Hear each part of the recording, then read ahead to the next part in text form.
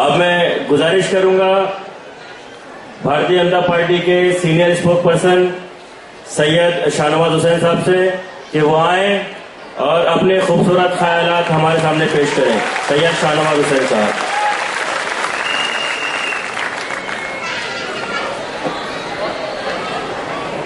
Bharatiya Janata party के अक़लियती मोर्चे के अध्यक्ष हैदर साहब और बीजेपी के उपाध्यक्ष हैदर साहब, इसमें लिखा हुआ है 7 मिनट।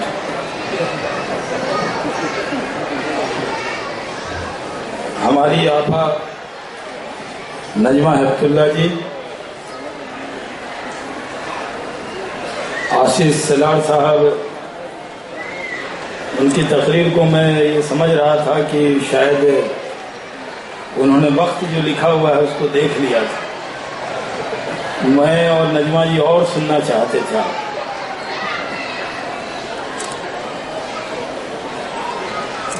जनाब अब्दुल रशीद अंसारी साहब जो अक़लियती मोर्चे के सदर हैं, फारूक आजम साहब, यहाँ पर मौजूद इनायत कुरैशी साहब, इरफान साहब, सलीम अशरफी साहब, भाइयों और बहनों, मेरी पार्टी ने मुझे बोलने का ही जिम्मा दे रखा है, यानी मैं पार्टी का तर्जुमान हूं।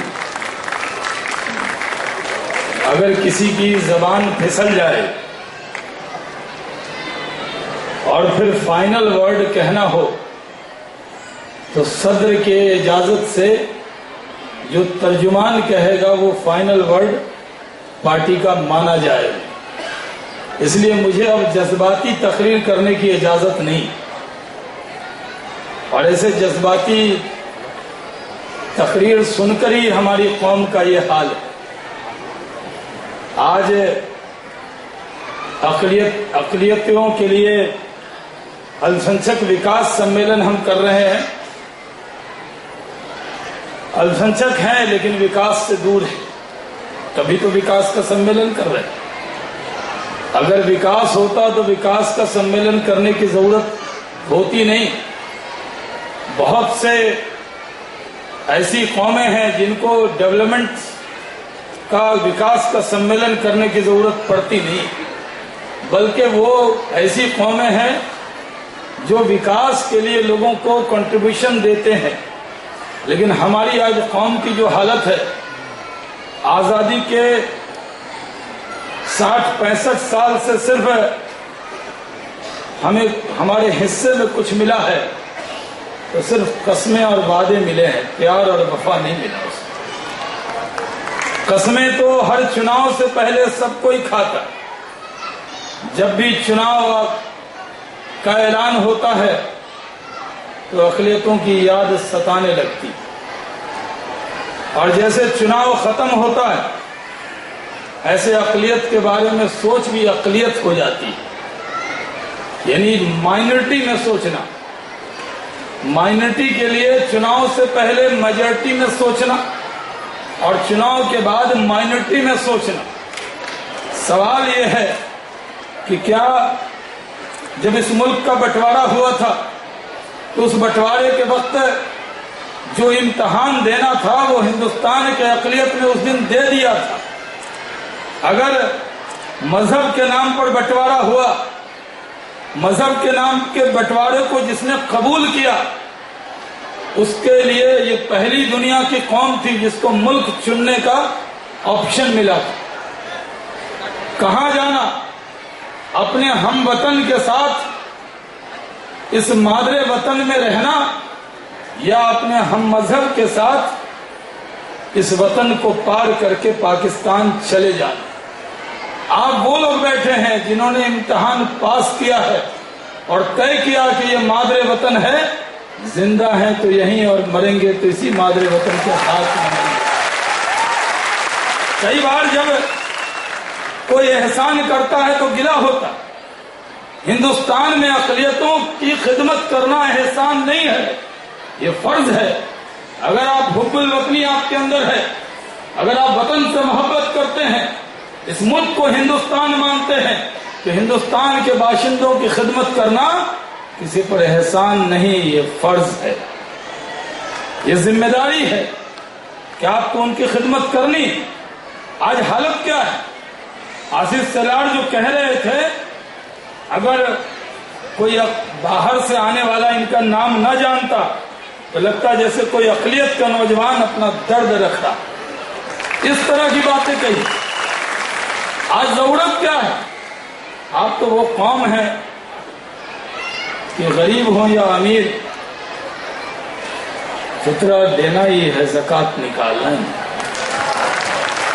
हम ज़कातों पर पलने वाली कौम नहीं, हम पर हमारा हाथ देने वाला रहा है। लेकिन आज क्या है, हम छोटी छोटी बातों से खुश होते हैं। मैं कई बार जाता हूं, मैं जब यहां आ रहा था एक फोन मुझे आया था, मैं शाइना जी को बता रहा था, मेरे साथ जो इंस्पेक्टर बैठे थे आगे वो भी सुन रहे थे। कोई पटना से मुस्लिम लीडर थे, वो मेरे से किसी बात पर लड़ रहे थे, इतने वकील चुने गए, इतने ये चुने गए, उसमें कोई मुसलमान नहीं है। मैंने उनसे कहा, एक मुसलमान एमपी बनाया बीजेपी ने, उसको मुसलमानों ने ही वोट नहीं दिया, मस्जिदों से ऐलान होने लगा कि कुछ भी करो शाहनवाज को हरा देना है। अगर ये ऐलान होने के बाद आप बीजेपी जिसको कैंडिडेट बनाती है मेजॉरिटी क्षेत्र में, जहां 78% मुस्लिम रहते हैं, वही गैर मुस्लिम रहते हैं, वहां बीजेपी कैंडिडेट बनाती है, पार्टी का वोट मिलता है, और वहां पर एक से एक लोग मेरे मसलक के, अशरफी साहब के मसलक के बड़े आदमी वहां जाकर ऐलान करते, मसलक होता, अपने आप को लोग आले रसूल कहते, और फिर जाते हैं तो एक आले रसूल खड़ा, उसके खिलाफ कहते कि उसको हरा दो। इस तरह की बात करने वाले लोग, फिर सवाल क्या है? नरेंद्र मोदी जी ने कोशिश की, एक एमपी भी नहीं जीता, लेकिन अक़लियतों की आवाज उस सरकार में रहे, इसलिए डॉक्टर नजमा हेपतुल्लाह को वजीर बनाकर आपको इज्जत देने का काम उन्होंने किया, और यह फख्र हासिल हुआ है महाराष्ट्र को। आज महाराष्ट्र का विधानसभा का चुनाव होने वाला, पूरे हिंदुस्तान के मुसलमानों को अगर क़यादत देने का काम नरेंद्र मोदी जी ने किया है, वो महाराष्ट्र की सरजमी में पैदा हुई डॉक्टर नजमा हेपतुल्लाह को अक़लियती अमूर का वजीर बनाकर आपकी खिदमत का काम किया।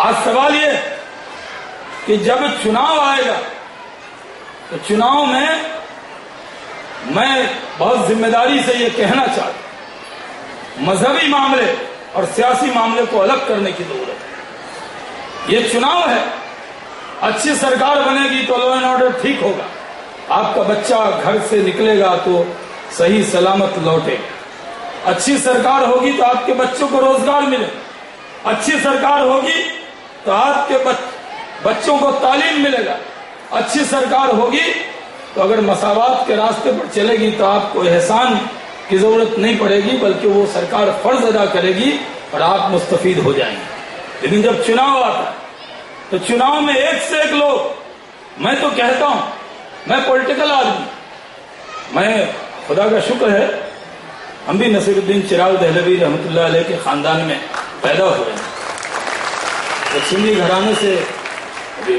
ताल्लुक रखते हैं। कई बार मेरे नाम के आगे सैयद और पीछे हुसैन लगा है तो लोग मुझे मेरे मसलक के बारे में पूछने लगते हैं कि शायद, लेकिन मैं कहता हूं कि आज हमारे अपने लोगों में, कलमा पढ़ने वालों में कितने भेदभाव हो गए, पूरी दुनिया में क्या हो रहा। आशीष सलार साहब और यहाँ पे शाइना जी, आप खुशकिस्मत हैं कि यहाँ पर जो हिंदुस्तानी मुसलमान है वो दुनिया के और मुसलमानों से अगर सबसे कोई बेहतर मुसलमान होगा जो अपने पड़ोसियों से अच्छा रिश्ता रखता है तो वो हिंदुस्तानी मुसलमान। इतनी बड़ी कौम, इतनी बड़ी आबादी, लेकिन हमें सीखने की जरूरत है कि हम कैसे मिलकर रहते हैं। छोटी मोटी बात तो होती है, क्या घर में नहीं होती? आप यहां पे बातचीत मत कीजिए।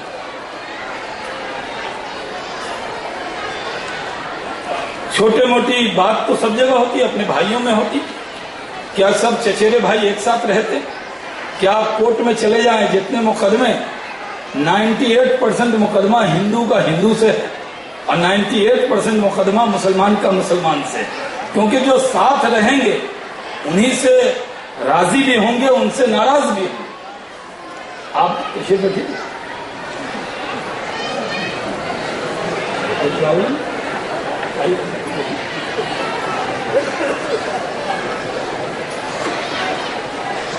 तो हम तो एक ऐसे मुल्क में रहते हैं।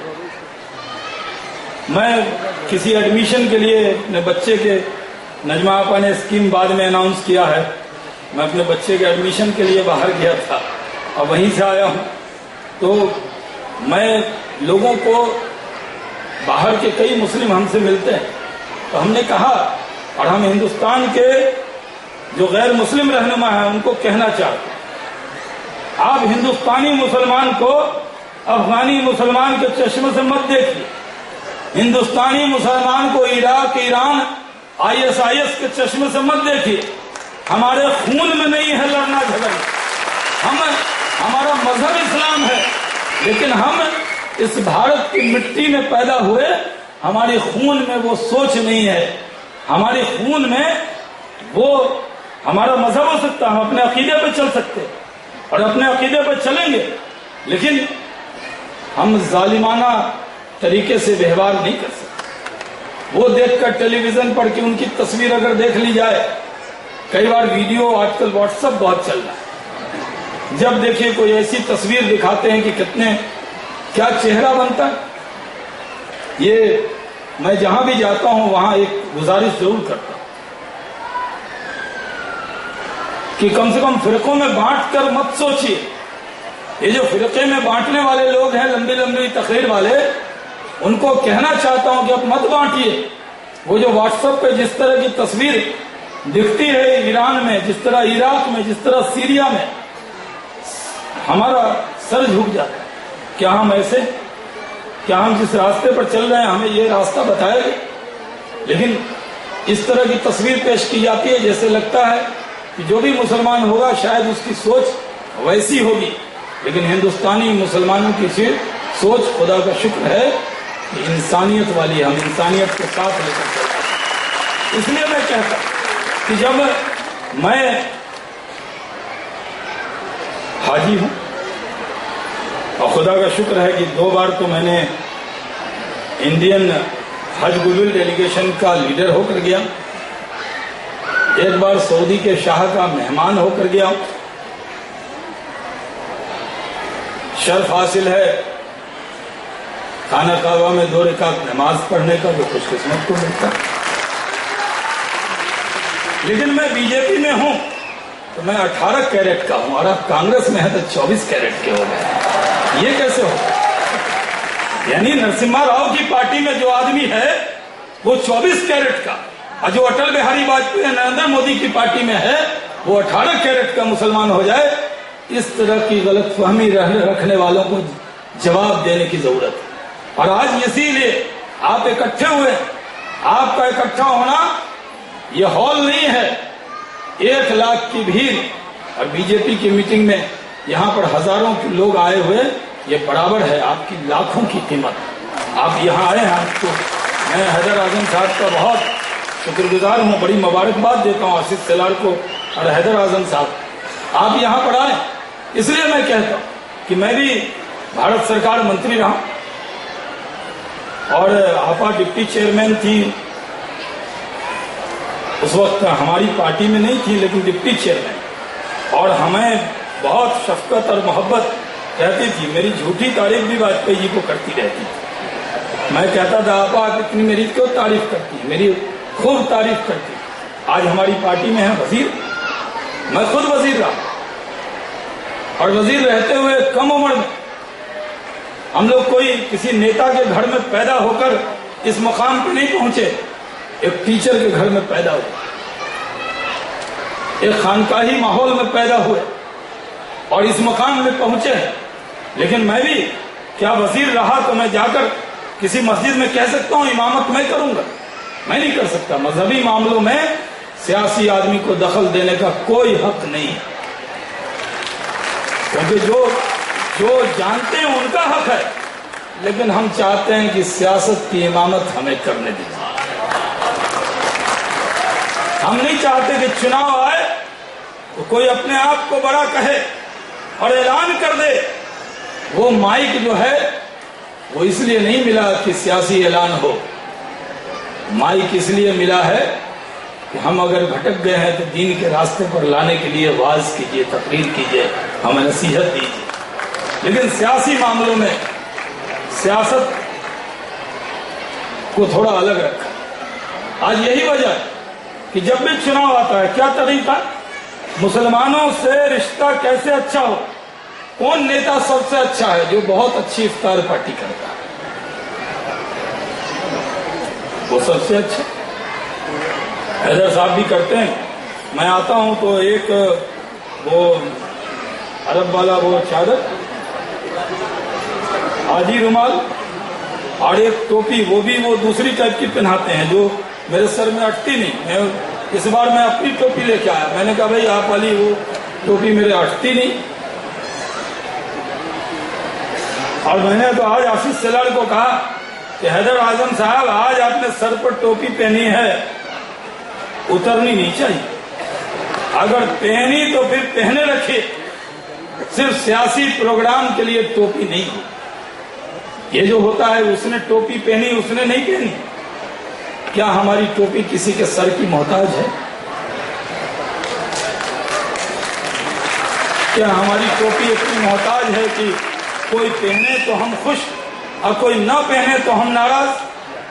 अरे जो मुस्लिम है वो अपनी टोपी पहने, हिंदू भाई अपना तिलक लगाएं। क्या अगर हाजी अशरफी साहब जाएं और किसी प्रोग्राम में तो कोई 3 उंगली का चंदन लाके इनको लगाए तो हाजी साहब कहेंगे अरे साहब मैं तो रहने दीजिए। तो जब आप चाहते हैं कि आप चंदन 3 उंगली का न लगवाएं तो आप अपनी जबरदस्ती टोपी को पहनाना चाहते हैं। मैं तो कहता हूं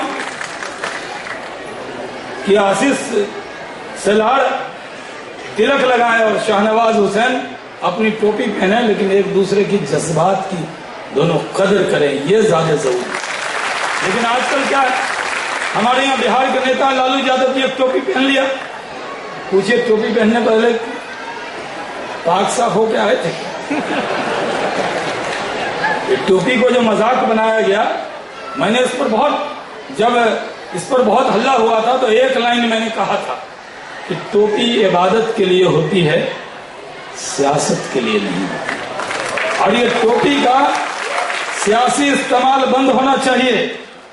हमारी टोपी सियासी इस्तेमाल की चीज नहीं है जिसका मजाक उड़ाए। इसलिए मैं कहता हूं कि आज जब प्रोग्राम होता है तो सब लोग सोचते हैं अच्छा अच्छा बोला जाए। अब अच्छा अच्छा सुनने में तो आज कौन की हालत ही होगी। आज महाराष्ट्र में सरकार है, अपने शिवसेना ये आने वाली है तो जबान पे पहले से आ रही है शिवसेना बीजेपी की। अब तो चुनाव का ऐलान होने लगा। अभी एनसीपी कांग्रेस की है, लेकिन वो जाने वाली सरकार है। मैंने कहा सरकार है, अभी तो वो नाम की सरकार है। वो सरकार है कितने साल से? 15 साल। 15 साल से तो 15 साल से तो नाम नेहाज सेकुलर पार्टी यहां हुकूमत कर रही, फिर तो बीजेपी को काम करने की जरूरत नहीं। अगर वो इतने मुसलमानों के हमदर्द हैं तो आज अकलियत का नौजवान भूखा क्यों है? आज अकलियत का नौजवान महाराष्ट्र में बेरोजगार क्यों है? आज अकलियत का नौजवान जेल के अंदर क्यों सड़ रहा है? आप कहते हैं बीजेपी की सरकार बहुत बुरी होती। जितना जुल्म अकलियतों के नौजवानों के साथ महाराष्ट्र में 15 साल से हुआ है, हिंदुस्तान की किसी सरकार में इतना जुल्म अकलियत के नौजवान के साथ नहीं हुआ। और ये लोग वोट मांगने जाते हैं, उनके 4-5 नेता को मंत्री बना दिया जाता है और आप खुश हो जाते हैं। 4 लोगों को रोजगार मिल जाता है। मंत्री हैं, क्या क्या नाम है मुझे पूरी तरह याद भी नहीं, लेकिन यहां करोड़ों नौजवान बेरोजगार रह जाते। 4 लोगों को रोजगार देने से नहीं होगा। नजमा आपा को तनख्वाह मिलती है, लाख रुपए के अंदर मिलती हो। आपा की नौकरी लग गई, इनको कैबिनेट मिल गया, तो इनको खुदा ने किसी चीज की कमी नहीं दी। लेकिन बात यह है कि जब इनके हाथ में कलमदान आया तो इनके कलम से उस कौम को रोजगार मिल गया, नौकरी मिल गया। ये ज्यादा इम्पोर्टेंट। इसलिए मैं बहुत अदब के साथ आपसे कहना चाहता हूं कि महाराष्ट्र के अंदर ये जो बात निकली है यहां से, ये कोई मामूली बात नहीं। इस सम्मेलन को मीडिया के लोग आए हैं, उनको लग रहा होगा शमुखानंद में तो हॉल में बहुत सारे सम्मेलन हो रहे। मैं अपने मीडिया के भाइयों को कहना चाहता हूं, यह ऐसा सम्मेलन है जिसकी बात निकलेगी तो दूर तलक जाएगी, इसकी गूंज पूरे हिंदुस्तान में सुनी जाएगी। और मैं आज कह सकता हूं कि नरेंद्र मोदी आज मुल्क के वजीर आजम हैं।